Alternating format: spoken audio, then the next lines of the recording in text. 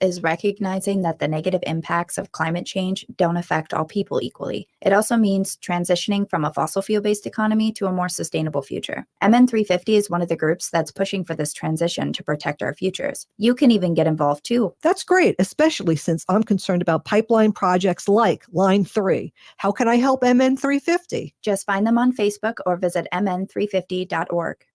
Hey Cudahy to all my friends and relatives in four directions. This is Robert Pilot of Native Roots Radio presents I'm Awake. I'm here to ask you for your support. Finding honest Native-centered news is not easy, but with your support, we're able to provide accurate information about Standing Rock, Line 3, treaty violations, and COVID-19 in our Native communities. Please visit Native Roots Radio Network on Patreon and donate if you can. That's Native Roots Radio Network on Patreon. Pinigigi, and thank you for your support.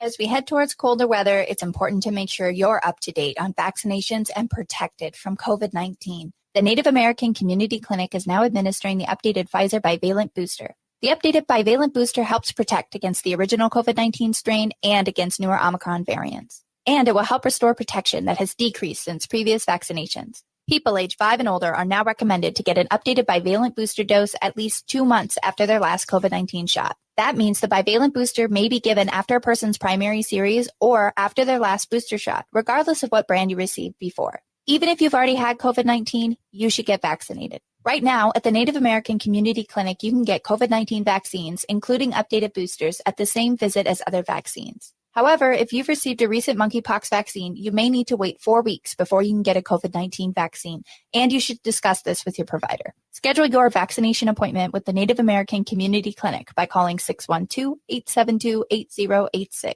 Minnesota has the only original wolf population in the continental United States, and 80% of Minnesotans believe the wolf should be protected. Howling for Wolves is asking Minnesotans to respect our true wildlife manager, the wolf. Their survival is critical to our ecosystems, our communities, and even our economy. As highly intelligent animals with strong social bonds, Minnesota wolves deserve to be protected and admired. Learn more at howlingforwolves.org. Let's live and let howl.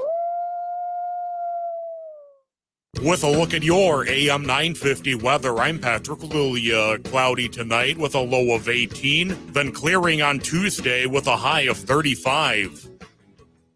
Black Friday starts early at Warner Selling Appliance with deals you can't find anywhere else, like free dishwasher installation on brands like KitchenAid, an exclusive 5% savings plus a Black Friday bonus of up to $800 on packages from select brands. Shop now at warnersellian.com. Portions of Native Roots Radio may be pre-recorded. It's a good day to be indigenous. Get up, stand up. They are going to become more brutal. Couldn't cut, hitting cut again. Because all the hippies were trying to be Indians anyway. They're going to become more repressive because it's a matter of dollars and their illusionary concepts of power. Hey, Victor. We must live in balance with the earth. And also with recent happenings at Wounded Knee. I am awake. Welcome to Native Roots Radio presents I'm Awake, and I'm your host, Wakanja Hade. Hey, Cudahy to all my friends and relatives in four directions. You are listening to Native Roots Radio on the Civic Media Radio Network all over Turtle Island. Hey, and we're awake here, and we talk about Native issues and human issues. And as you know, Native issues are human issues, and human issues are Native issues. And I just want to remind everybody out there, especially in the Twin Cities, or if you're coming in the Twin Cities, that Native Roots Trading Post in downtown Minneapolis is open again, and it's been doing a brisk business. Come on down, get your wild rice and some heck paintings and some scarves, and just have a good time. It's a beautiful old building, and we've taken up space in the old J.B. Hudson room. So come on down and see my daughter, my Weeha, my second daughter, Jelaine, and go say ahu and hello. So, hey, we talk about news and events, and we are talking about news that you don't hear anywhere else. So why don't we go right away with Ogama here with the news. Bonjour, Ani, my relatives. This is Ogama Ganu Akwe coming at you from central Minnesota on Native Roots Radio presents I'm Awake. I'm a citizen of the Red Lake Nation in northern Minnesota, and I've got some news and information here today. First thing I want to touch base is this really cool series. I'm pretty excited to see it. MTV has a new digital content series and it's called Hidden Healers. It was announced back in October, but it just released its first episode today in celebration of Native Peoples Heritage Month, which will be coming to a close here at the end of November. The series is viewable to anyone, everywhere. Anyone who has access to MTV's Instagram, TikTok, and Facebook can watch it. Hidden Healers was created in partnership with mental health young leaders to drive mental health actions and honor the heritage of BIPOC communities and cultures. And the idea was developed and presented at MTV's first-of-a-kind mental health youth action forum, which was hosted at the White House in May of this year with First Lady Dr. Jill Biden, Ambassador Susan Rice, U.S. Surgeon General Vivek Murthy, and Selena Gomez.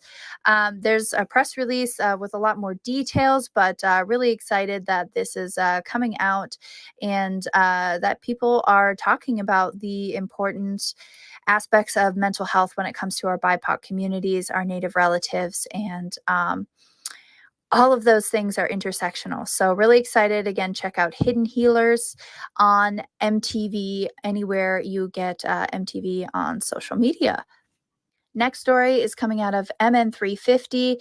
MN350 is kicking off an online event series about the MMIWR, Missing and Murdered Indigenous Women and Relatives crisis. It's going to be every Monday at 6 p.m. and it's going to be an hour of exploring multiple aspects of the MMIWR epidemic.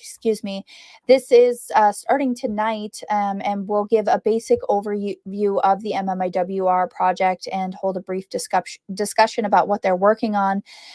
In the future, they're going to be discussing correlations between extractive industries, Indian child welfare, and the foster care system, which is currently under attack by lawyers who represent big oil. And every Monday, they're going to be exploring different topics, stories, problems in the legal system, and how people can start building a rapid response team here in Minnesota, including how to raise the visibility of cases which are often overlooked by the media.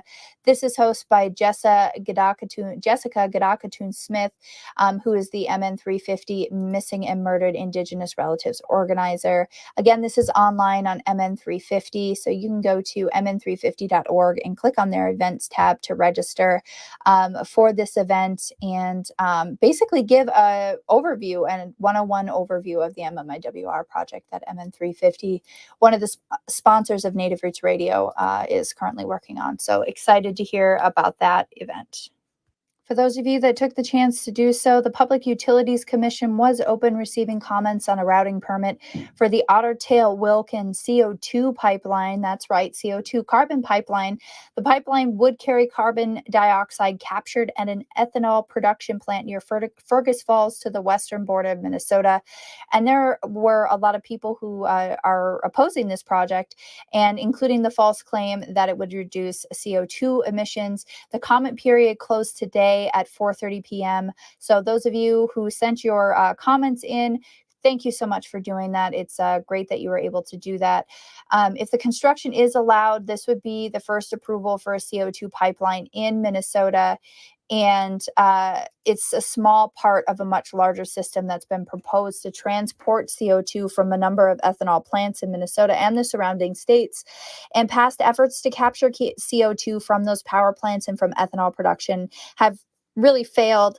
Nonetheless, this technology is being touted as a tool for reducing CO2 release. And CO2 pipelines are seeking approval primarily because they would, of course, be very profitable due to large government subsidies. These kinds of projects are exactly the things that we want to touch base on here in Native Roots Radio. These types of projects tend to affect our BIPOC communities, Indigenous people first and worst. In this case, there's also a lot of potential for our farmers and agriculture to be affected by this as well. So we'll be following up more as we can find out more information on the status of this CO2 pipeline here in Minnesota and what is being done and what can be done about it. Another local news here in Minneapolis, Minnesota, the MIA, or the Minneapolis Institute of Art, is welcoming applicants for 2022 and 2023 for the Native American Fellowship, which is co-hosted by MIA's Curatorial Division and MIA's Diversity, Equity, and Inclusion Division. The Native American Fellowship is made possible by the generous support of the Shakopee Mdewakanton Sioux community. Whoever is chosen for the fellow would gain valuable professional experience working with the Native American art curation at a large art museum, and the fellowship also provides an opportunity for Native Americans to work with the chair of the Global Contemporary Art and other museum professionals to enhance skills and experience through research, art curation, partnerships, and interpretation of Native American art. So there is, you can apply pretty easily through the MIA website. That's Minneapolis Institute of Art at artsmia.org. Again, they are looking for a Native American fellowship at the Minneapolis Institute of Arts. So make sure you get your application in if that is something that you are skilled in. More story to touch base on here from our relatives over in the Northwest. Tribal nations are really celebrating a decision that was made last week by federal regulators. The Federal Energy Regulatory Commission voted unanimously to transfer ownership of 4 dams owned by a utility company called PacifiCorp on the Klamath River in Northern California and Southern Oregon to 2 states and a nonprofit formed to manage the project. This means that the decision is allowed to decommission and create the destruction of those dams. And the 4 dams that were built between 1918 and 1962.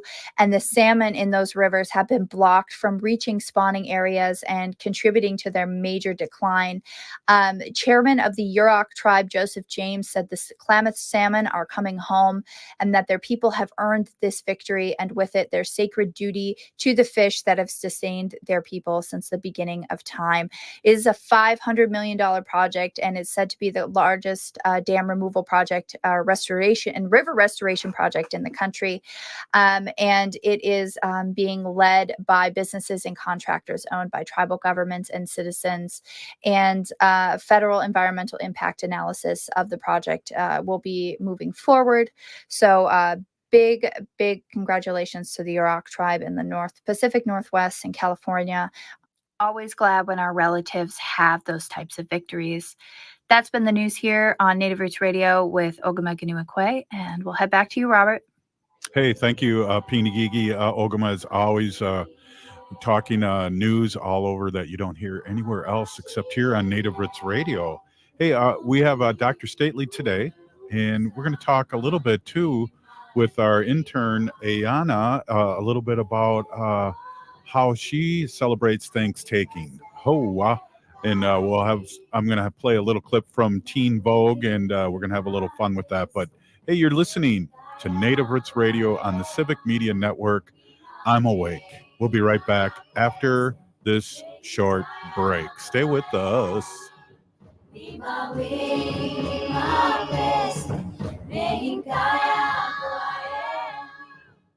If the statistics say that 1 in 3 Native women and 1 in 6 Native men have experienced sexual assault in their lifetime, it means our whole community is affected by sexual violence. 1 is too many. Don't stand by, stand up. Don't engage in acts of sexual violence, and shut down the dirty jokes, the gossip, the victim blaming and shaming. As a community, we can change the way we respond. Contact the Minnesota Indian Women's Sexual Assault Coalition to attend a workshop to learn more. Sponsored by the Minnesota Indian Women's Sexual Assault Coalition. Health insurance that fits my budget? I'm covered. I needed health coverage I could count on and afford. MNsure helped me find a plan that works for me, and they helped me save money. Did you know that most Minnesotans qualify for savings through MNsure? And they have free experts who can help you sign up for coverage. Go to mnsure.org today and get started and get covered. That's mnsure.org. mnsure.org. The Midtown Phillips Neighborhood Association invites you to join 2 community forums happening this week. On Monday, November 21st, hear about Midtown Phillips community partnerships and the call for 2023 outreach partners. Then on Tuesday, November 22nd, learn about harm reduction with the Indigenous Peoples Task Force. Both the Monday and Tuesday meetings will begin at 6:30 p.m. Visit midtownphillips.org for more information and a link to join the meetings by Zoom. That's midtownphillips.org. Hey, Olgama, I've been hearing a lot about this term, climate justice. What is that? Climate justice is recognizing that the negative impacts of climate change don't affect all people equally. It also means transitioning from a fossil fuel-based economy to a more sustainable future. MN350 is one of the groups that's pushing for this transition to protect our futures. You can even get involved too. That's great, especially since I'm concerned about pipeline projects like Line 3. How can I help MN350? Just find them on Facebook or visit mn350.org. This is Winona LaDuke of Honor the Earth, and you're listening to Native Roots Radio. I'm Awake. Welcome back to Native Roots Radio presents I'm Awake, and this is Robert Pilot. Hey, this portion of Native Roots Radio is brought to you by MNsure. We all need some MNsure. We all need health insurance. So a great new sponsor of Native Roots Radio.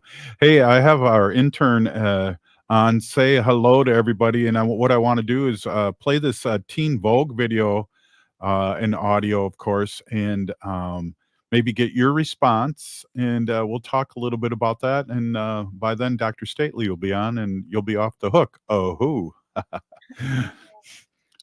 Just say hi to everybody right now and tell them who you are, and then we're going to jump into this Teen Vogue that came out a few years talking about Thanksgiving.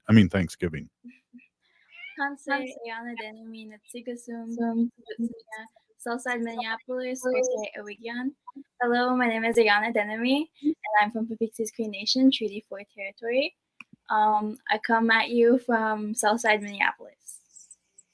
Hey, right on. Hey, so let's check this out and have a little conversation. And you're young. You're 17 years old, correct? 16. And you're our intern here on Native Roots Radio, and it's great to have a young voice like yourself keep us old fogies in line. So let's take a quick listen, and then we'll have a conversation. Okay? All right. Happy Thanksgiving, America. I'm Donna, and I'm here with my friends to tell you the real history behind this holiday. Growing up, I knew that what they told you in school about Thanksgiving wasn't true.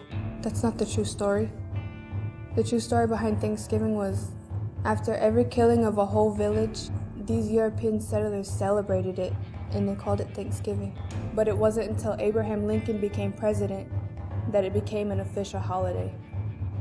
He ordered 38 Dakota men to be hung for war crimes after the sacred holiday Christmas. We take this time to remember our elders who lost their lives due to what really happened. Usually my mom makes a Native American dish for us and we pray. Growing up, I would be kind of annoyed that they didn't know what actually happened on Thanksgiving and that they're actually celebrating the deaths of many people and many tribes that were lost. Whether it's to give thanks or to be with your family, you should learn how the holiday was established in the first place. I'm thankful for being born indigenous to this continent. I'm thankful that I still have my culture. I'm thankful that my elders kept our culture alive all these years. I'm thankful to be indigenous, resilient, and alive. I'm thankful for us all to be able to stand together, stand strong, and stand as one. Happy Thanksgiving, America.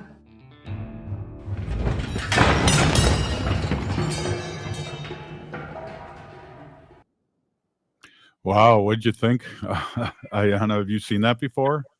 I actually haven't. It was very empowering, I felt. Yeah. And so how does, as a 16-year-old Native woman, how do you and your family celebrate Thanksgiving? Well, me and my family, we have a meal, but we do not celebrate the genocide that Thanksgiving is. Normally, my mom prepares a meal and I'll help out with it, and the boys will set the table and we'll pray before we have the meal. That's awesome. Hey, we got Dr. Stately here. How's it going, Dr. Stately? We have our young warrior intern, Ayana, here helping us out today. Oh, hi, Ayana. How are you? Hello, I'm good. Good. My first thought was like all that turkey on the floor. Easy. Just kidding. Yeah. I'm just teasing. I don't even like turkey. I think like my first thought was like, man, that's a lot of work to cook all that food because I used to do it and I don't do it no more. I'm not doing it no more. Like that's it. Yeah, I think Wendy and I are going to go to Jay Selby's and get a vegan meal for Thanksgiving, and see the kids maybe a little later at night because they're going to be with their mom. You're gonna get faux turkey. Yeah. Well, I just like the fixins, Yeah. I really do. I mean, the turkey. I think that's what most people like, don't they? They don't actually like the turkey. Turkey to me is like dry and it's like gnawing on cardboard. Like what I like is like the cranberries, the stuffing, all the really fattening, yummy stuff that goes alongside of it. How about you, Ayana? What do you like? I personally just like the leftovers when the next day we'll be able to just make sandwiches. I'll just be like a nice good For meal. little pickles on yours too, because grandma used to make it. That's true. That's a really good point. Leftovers are best like at 1:30 in the morning, like when you like wake up after coming out of that turkey coma, that like coma that you get from eating all that. What's it called? That's inside of it. The estrogen. Yeah. Yeah. And then you wake up and you're like, oh, it's the middle of the night. Let me go down and see what's in there. You got to pull everything out, and if your parents are anything like my mom, she used to just like take the whole big bird and shove it in the fridge, like so so then you're trying to like get like you're trying to reach way behind the turkey to grab like the maybe the wild rice stuffing that's left over, and you're trying to pull it out, and then you end up knocking everything out of the fridge anyway, and you're like, oh well, I might as well eat again. Definitely felt that one.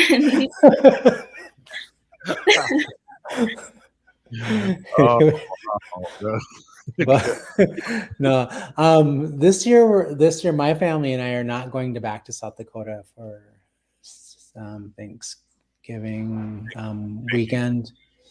We usually like my children are adopted. My partner and I adopted them from his first cousin from Crow Creek, South Dakota, and the year that my sons were born, their biological mother, who was my partner's cousin, died in a car accident on Thanksgiving Day.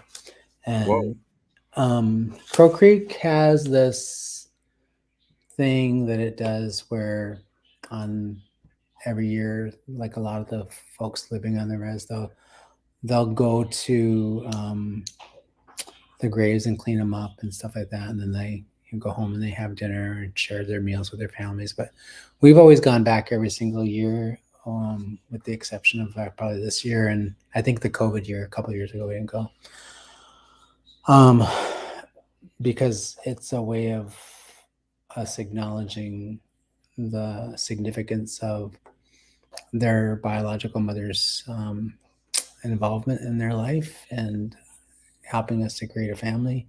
And for me, it's always been a way of me acknowledging the gratitude I have, the thankfulness of being able to, being given the gift of taking care of her children and raising them into young men.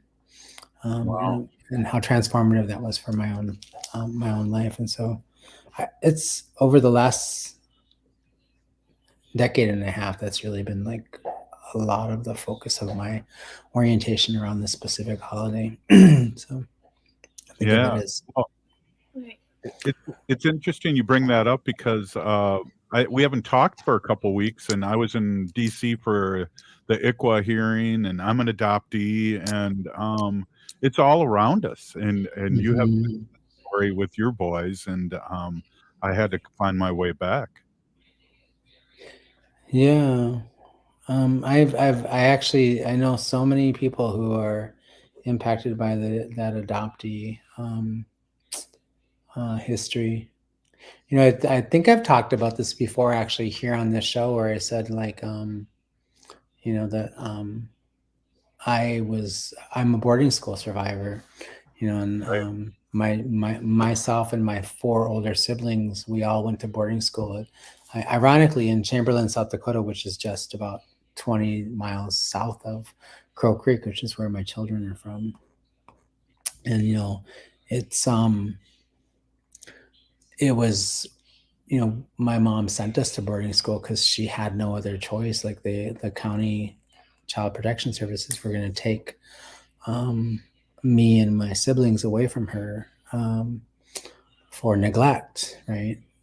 She would oftentimes have to work swing shift in the evening in the hotels downtown in Minneapolis, like providing housekeeping and support. And so she'd have to leave us sometimes with like my oldest sister or other relatives to take care of us while she was working to make ends meet, because all she had was welfare and food stamps. People probably don't know what food stamps are, but they used to be actually paper money.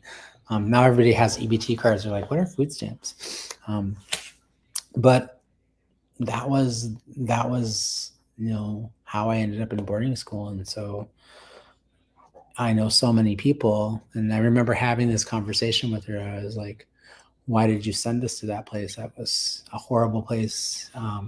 And, you know, looking back now as an adult, I know that she understood where she was sending us because she had gone to boarding school, and her mother had gone to boarding school. And my great-grandparents, her grandparents, had met in boarding school. And so I knew she intuitively understood what she was doing by sending us there, but she also knew the alternative was worse, that if we were adopted out or placed in out-of-home placements, we were likely never to return, right? So that was unfathomable to her. Wow. Yes, we have all many stories, and appreciate that. We're here with Dr. Stately and Ayana, our groovy intern here, and Ogama took the night off. We did some great news, and Ayana's running the show now, so in a good way. So good to have you here. And Dr. Stately, always good to see you. So we're going to come back with you, and you're listening to Native Roots Radio, and we're with Dr. Stately from Native American Community Clinic here in the Twin Cities, Minneapolis. We'll be right back after this short break. Please stay with us.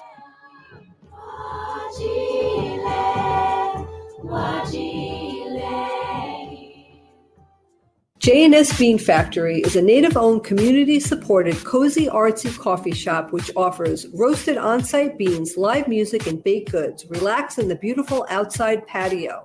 City Pages writes, voted top 10 coffee shops. Tucked into a quiet corner of St. Paul's Highland Park neighborhood, this coffee shop roasts beans on-site from the best coffee-growing countries in the world.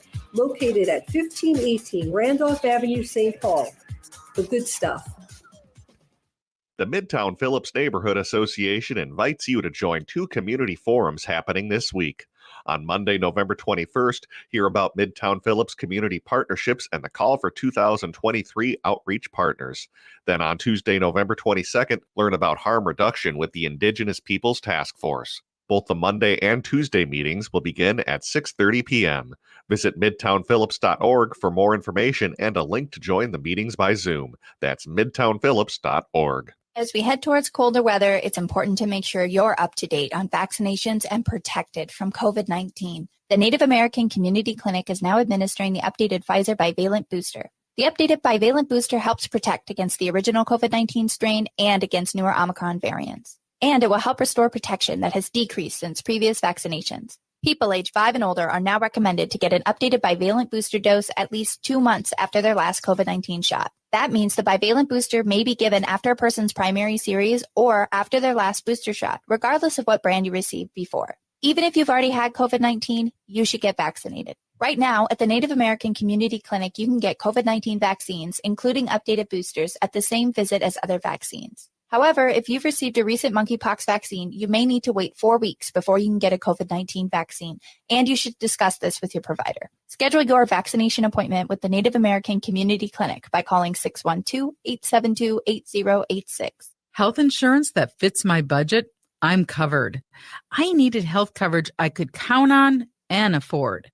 MNsure helped me find a plan that works for me, and they helped me save money.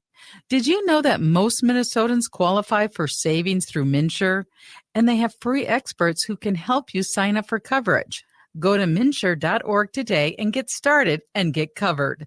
That's MNsure.org. MNsure.org. Dear John, uncontrolled high blood pressure is serious, and I can quit whenever I want. But when I quit, you quit. Sincerely, your heart. To get your high blood pressure to a healthy range, visit heart.org/blood pressure. A message from the American Heart Association and the Ad Council. Hi, I'm Kirk Duckwall with the Twin Cities Real Estate Show here on AM 950. If you listen to our show, you know that we know what is really happening with our market. With tools like our market meter and real-time showing reports, we can show you the best times to list your house. If you would like not just a market analysis, but a total market overview, or just have a real estate question, give me a call at 651-303-0019 or anytime at housegeeks.com.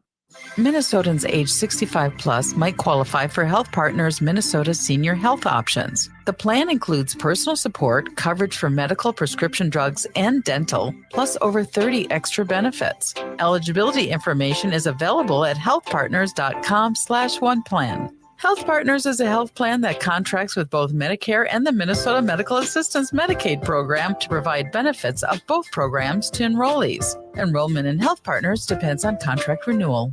With a look at your AM 950 weather, I'm Patrick Lilia. Cloudy tonight with a low of 18, then clearing on Tuesday with a high of 35.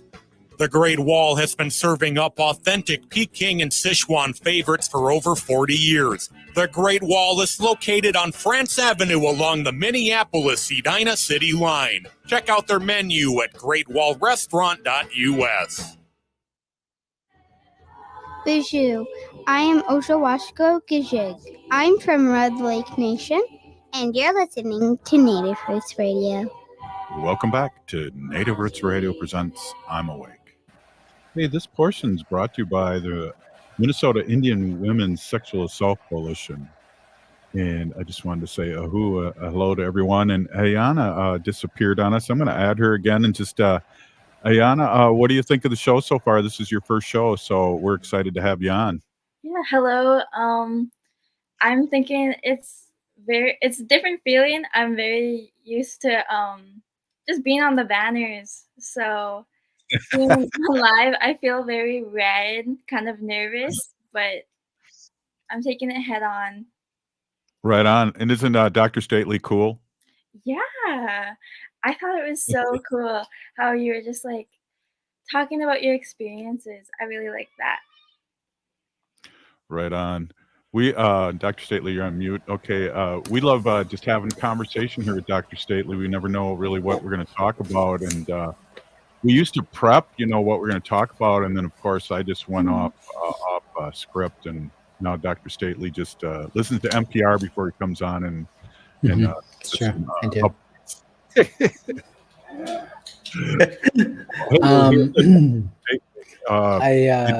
Community Clinic CEO. Yeah, he's Robert's known for off script. That's his middle name, off script Robert. No, I think it's the funnest part of the show where we just talk. We talk about, I think these are things that we don't talk enough about, actually. So they're important conversations to have in our tribal communities and in our families. They're important conversations to have with our friends and young ones. Yep. Like these are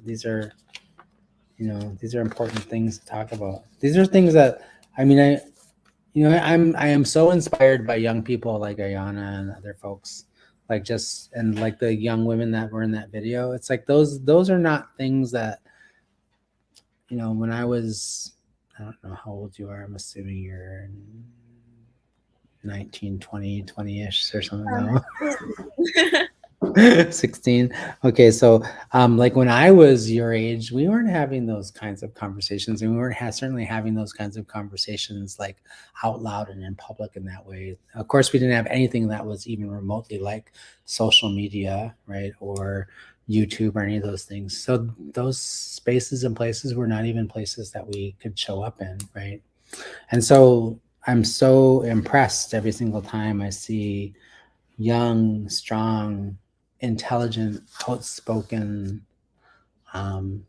Indigenous young men and women stepping into that space and, having really important conversations and not just asking the questions, but also providing the answers and the solutions, and leading those conversations, not just having,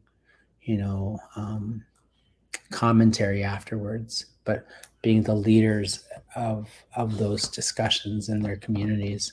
That is like profound to me, and very different in some ways from my own experience as a young person. It's part of what I find to be, for me, helps me to feel hopeful about the future, right? That, when I see young people like Ayana and, at Native Rise, some of those my boys, some of my nephews, my nephew Ruben, some of these people in our community, many of these young people in our community stepping forward into this space and having these really important, deep discussions about sovereignty and, climate change and all the things that sort of we're struggling with in our world, and offering up critical questions and solutions. It's just hope. It's just, for me, that I feel like, oh, okay, well then we must have done something right. We raised these intelligent sentient human beings to tackle really big challenges, right? So I feel like we're moving in a good direction, and I feel more hopeful than I felt in a really long time. So, Dr. Stately, we haven't talked since the election, but the Gen Zs almost outnumbered us old geezards in voting, and that is a breath of sunshine. And they always want us wants to say how they're not engaged, and you're just talking about great examples of how our Native kids are engaged. And we were talking before the show, Iana and I, and it was like I was the same age as her when we could first do our own religion in 1978. Yeah. I was 16 when I graduated from high school at South High, and I started my first year of college at Macalester. Wow. And I remember when I was 18, I think not too much later, my second or third year at Macalester, I started interning at the Circle newspaper, and shortly after that, I became the editor. And about the same time, and actually before I could even vote, I worked on Karen Clark's campaign as her co-campaign manager, because I was already interning at the Circle. So even before I could vote, I was interning. And my mom kind of got me involved in that. I was like, at first I was like, what are you getting me involved in? But then it was like such an amazing experience to sort of be part of a, and I didn't really know what I was doing as a campaign manager. What can you know at 16 years old, right? It's certainly back in the 70s, we knew a lot in the 70s. We just can't talk about it. Right. Wow. At least not on the radio. We can't. Right. and so, Dr. Stately, if you remember the 70s, you really weren't there. So that's true. This is true. Like, yeah. If you can remember the 70s, you didn't do it right if you're remembering it. So yeah, exactly. And now I'm 38 years sober. I remember clogs and flared bell bottoms. That's what I remember. So I wish those would come back. I look cool in those. I know, right? I was like, I was rocking that those bell bottoms and those clogs back in my day. Actual clogs, not what are those things not that the everybody wears ones now? from Old Navy. Those ones. Old Navy, the real ones. Exactly, the real ones. That would be worth a lot of money. The ones that you can throw across the room and hit somebody in the head and knock them out with. So they're like, Exactly. Yeah. Well, we made it here, but we also it's a great point, especially talking about your family and Ayana and people that are stepping up and in a good way. Now too, we've leaned on our elders all these years, Dr. Stately, and now we're kind of getting close to that position, and we got to stay healthy and help support our young ones. Yeah, I mean, there's a lot of there's a place for, what I was taught by my elders was I was taught that there's a place for every single one of us in our circle, right? So the elders have a really critical role. I just turned 60 this year, so like everyone's like, "Oh, you're a baby elder," and I was like, "Oh, I like the baby part." But I'm looking down the road 5, 10, 15 years from now, recognizing that like I'll probably always be involved in like community work, and I'll always sort of kind of like, because I think that when your heart is there, when your heart's that place, when your community sort of feeds you and makes your, for me, like I when I was a young person, like Ayana's age, shortly thereafter, like in my early 20s, I went off and I lived on the West Coast for 20 some years, 24 years before I came back. The best part of my life has been being back in my community and working in my community and spending time with people that I grew up with and their children and their grandchildren, and being part of that that circle, that Hochokati. And I know that I'll never leave that. Right. And even after I retire, if I ever get to retire, I don't know a lot of Indians that retire. I know a lot of Indians that die, but I don't know a lot of Indians that retire.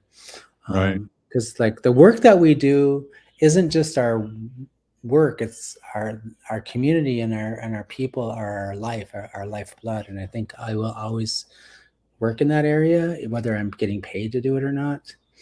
But I do know that like one of my primary responsibilities over the next 10 to 15 years is to cultivate opportunity for young leaders to step into my space and my role and take the reins. And I'm not doing a responsible job if I'm not creating the pathway for that to happen, right? And doing that in a really intentional way.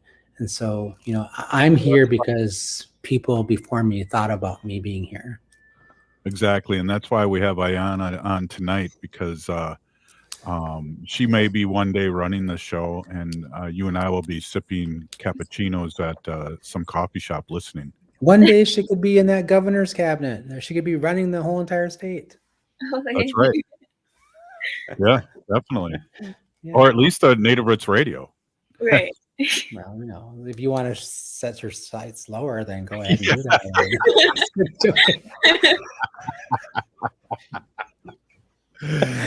Yeah, you got a point. Well, I'm whatever. just kidding. He's a celebrity across the entire continent by now. So a legend in my own mind. It's true. Oh. It's true.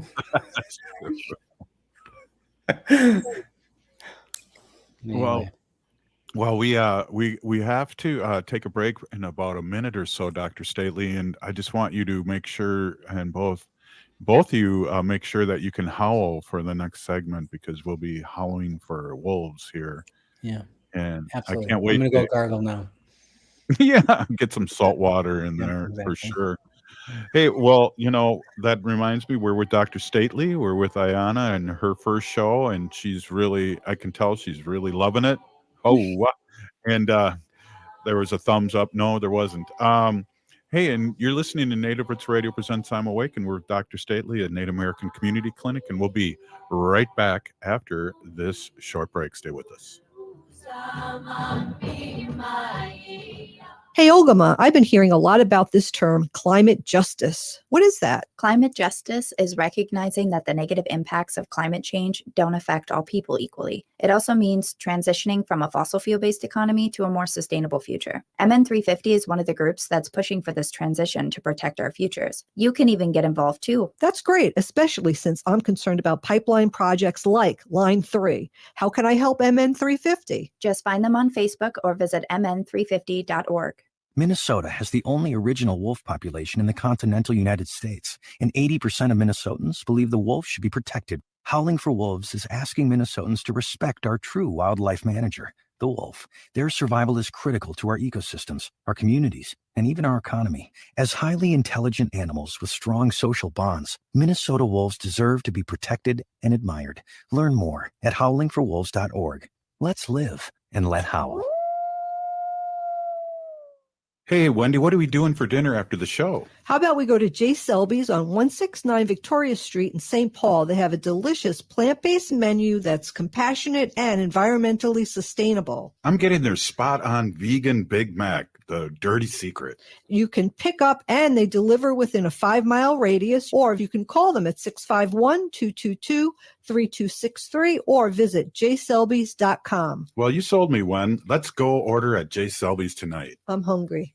Minnesotans age 65 plus might qualify for Health Partners Minnesota Senior Health Options. The plan includes personal support, coverage for medical, prescription drugs, and dental, plus over 30 extra benefits. Eligibility information is available at healthpartners.com/oneplan. Health Partners is a health plan that contracts with both Medicare and the Minnesota Medical Assistance Medicaid program to provide benefits of both programs to enrollees. Enrollment in Health Partners depends on contract renewal.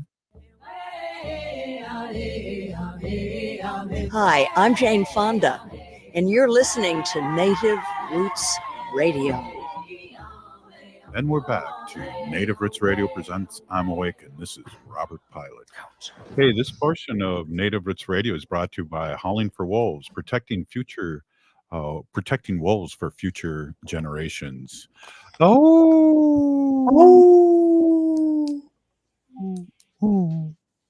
kind of feel like Ayana, you were lip syncing there, I think. Yeah, I don't know. Do we have to do that again? Just kidding. Protecting wolves for future generations. Oh. Okay, cool. All right, good. Hey, we're here with Ayana, her first show, and she'll be taking over the show and then disgustingly get rid of it and then run for governor. And right, but that'll give you the people will know who you are, kind of like Jesse when he was on the radio, and then never mind. Anyways, but and we're here with Dr. Stately from a Native American Community Clinic here in the Twin Cities in Minneapolis, and I guess we're just talking about Thanksgiving and just having a conversation here about how happy we are also with the future looking bright for us. We had ICWA just come up and we're talking about Thanksgiving and just conversation like that. It's a crazy time we live in, but we're never going to run out of things, Dr. Stately, to talk about on this show. I'll tell you that. No, well, especially between you and I, we probably won't. But hey, leave my cat alone. Uh-oh, dog's attacking the cat. Yeah, The sacred cat. yeah, the sacred cat, my baby. Get down. No, get down. They both got activated because like they heard me howling, so then and you howling too. So then they're like, are we being called into action? Or what's going on? Right. Right. I have two Alaskan Malamutes. That's why I like it. So, anyway, I was gonna say that one of the things I think that's kind of this time of the year is like, this is one of my favorite times of the year, actually, by the way. Like I like fall and the sort of like the slow introduction of winter. Like I'm not really a big fan of like January and February, like when we're in the deep freeze part of winter. Like I don't really enjoy that part a whole lot. But I do like this time of year, and what I love about this time of year is not necessarily the holidays themselves as they are articulated in the in mass society, but I like spending time with family. I like getting together and sharing meals. I like the opportunity to spend time with the people that I love and that are important to me in my life, right? Hey, sorry. Roscoe's kind of liking that too. Yeah, they're misbehaving. Yeah. So, but they and I think one of the things that's like my sons were just like, I forget how we got on this topic the other day. They were like, Dad, did you know that Jesus wasn't even born in December? And I was like, yeah, I mean, think about it. Like if he was, like he certainly wasn't born in this hemisphere. I said, but he probably also wasn't born in December because he is like, I didn't see any anything that even was related to that. And I talked to them a little bit about like how Christianity sort of like was, recalibrated the story around Jesus' birth to sort of align with like the December 25th time because of, their desire to sort of like proselytize for like quote unquote pagan or heathen sort of people who worshipped, or who not worshiped, but celebrated the solstice more, like, and trying to help them understand like the nature of like how, it's like, the story, the Bible is a collection of a bunch of stories, and so it's basically and basically it's like a history book, and a lot of it is made up. So yeah. Well, I always wondered about Jesus being born on Christmas. That's crazy. He's not born on Christmas then, huh? We were watching this movie and there was like showing him, and like, there he is in the no snow. There's a bunch of bunch of sand, and there's a mule, and there's a bunch of other things, some camels and a few other things. And was that white Jesus or? And he was, I was like, son, do you see anything unusual about this movie here? And he was like, well, there's camels and there's no snow. I said, Jesus is also white. I said, okay, like, do we know where Jerusalem is and where Egypt is? And do we know where it is on the planet? And what do we know about that location? And what do we know about that space and place I said, you're in geography right now. You're in 10th grade geography. Tell me what you know about that place. Who are the people of that land, right? And so so I was like, what is important here is to start to think critically about like the narrative that we're told about this man and his journey, and the narrative we're sold, and we are to believe that he was a white child who is a savior and a prophet, when the truth is probably something different, right? So. Yeah, and he had some 12 homies he was hanging out with, and 12 of them, yeah.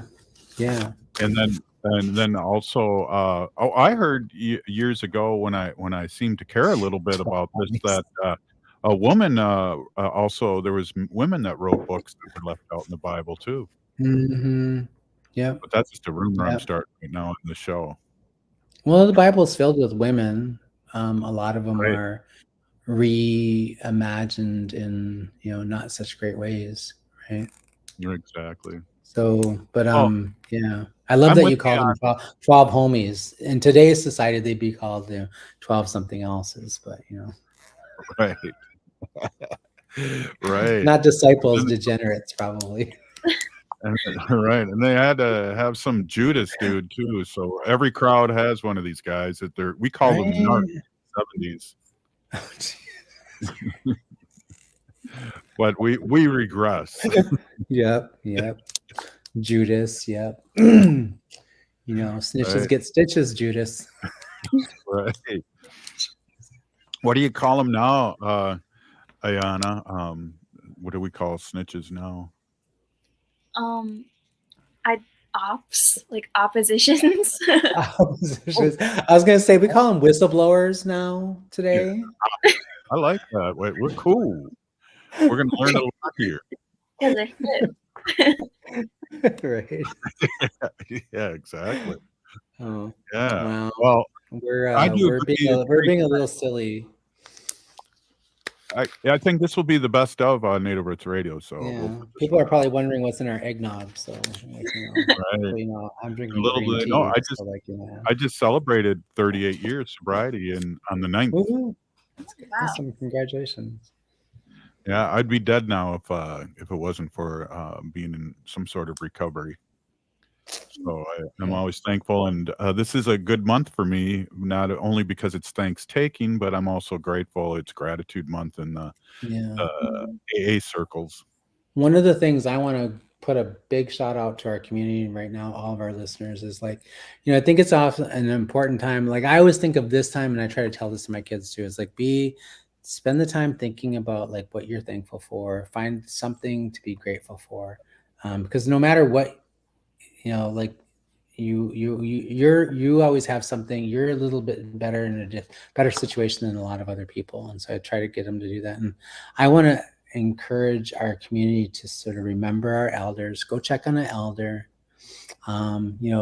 Bring people who are unsheltered or who don't have food. Bring them some food. Feed them. One of the ways that we as Indigenous people express our gratitude and our thankfulness is we, and I was always taught, like, Robert, listen up.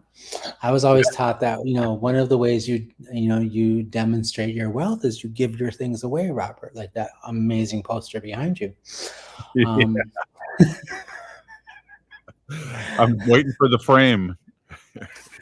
I love the idea of it being framed. I would like it in brown, a nice walnut, perhaps. Okay. That.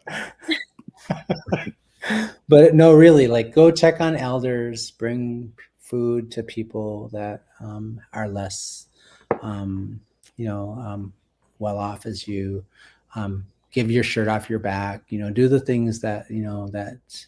Be thoughtful of other people. We have a lot of relatives, especially here in Minnesota where I'm at. We have a lot of relatives who are living unsheltered and don't have a safe place to live. They don't have food to eat, those kinds of things, warm blankets. So. Perfect way to end the show. Thank you, Dr. Stately, for being on, and happy holidays.